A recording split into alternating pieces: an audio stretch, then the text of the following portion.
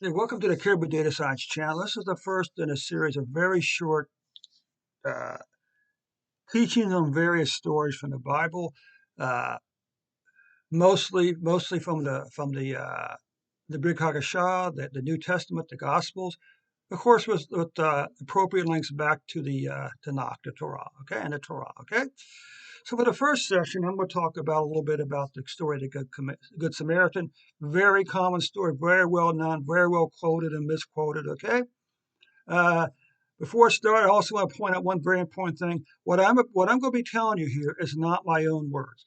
Everything I'm telling you, I have read in other sources. Now, most of my sources I'm base this on are Messianic Jewish sources. I mean, these are sources that were written by Jewish believers in Yeshua. Okay, uh, so let's begin. Again, the Good Samaritan. That, of course, is Luke 10, beginning of chapter with verse 30. Okay.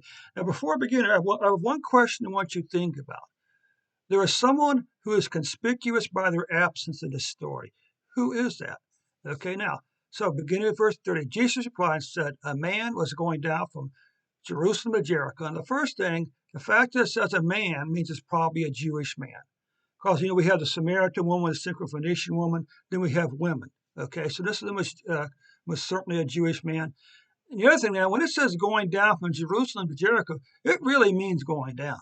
Because Jerusalem's at 2,474 feet elevation above sea level, and Jericho is 846 feet below sea level. So we're talking a 3,000 plus foot drop between Jerusalem and Jericho. Okay, so anyway, it says to Jericho and fell among robbers and stripped him, beat him, and went away, leaving him half dead. Now, here's an interesting important about Jewish teaching. Apparently, that phrase half dead is a technical term, meaning that the man was going to die.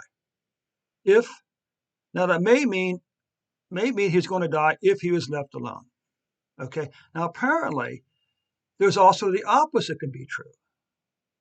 That could be basically sort of like half alive or not dead or something, which means the man may in fact survive, even left by himself. Okay, so that's a very important thought. The man was going to die if nothing was done. Okay, and by chance the priest was going down the road, and when he saw him, he passed by on the other side. Now we have to keep in mind that the Torah, God forbids priests from having any contact with a dead body. But of course, the man isn't dead yet. But the concern was, suppose I help this man and he dies while I'm helping him. Now I'm unclean until evening. Okay. And likewise, a Levite. Remember, the Levites were responsible for caring for the temple itself and the tabernacle. Okay, in the desert. Also, when he came and saw him, passed by on the other side. But a Samaritan. Now, interesting enough, it doesn't say man or woman, but although the word Samaritan is probably either has a gender associated with it, and then the Samaritan could be a masculine noun, which in case you could say it's a man, but I don't know if that's actually true or not. Definition from Samaritan, Samarites from Samaritan. Okay, so it doesn't actually appear to have any gender associated with it. Okay. Of course, if it was important, we would have been told what the Samaritan was, who was on a journey and came upon him. And when he saw him, he felt compassion and came to him and bandaged up his wounds, pouring out oil and wine on him. And then he put him on his own beast and brought him to the inn and took care of him. And finally, Jesus comes down. Which of these three do you think proved to be a neighbor to this man?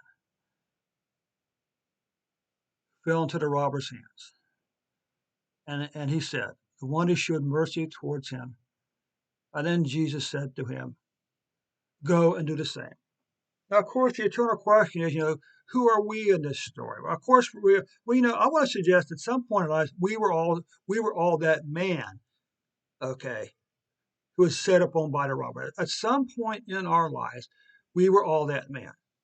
And of course, Yeshua, at some point in our life, came and picked us up and loved us and cared for us and restored us. Okay, that's my interpretation. Now, I'm going to return to the question I started with. There is someone conspicuous by their absence in this story.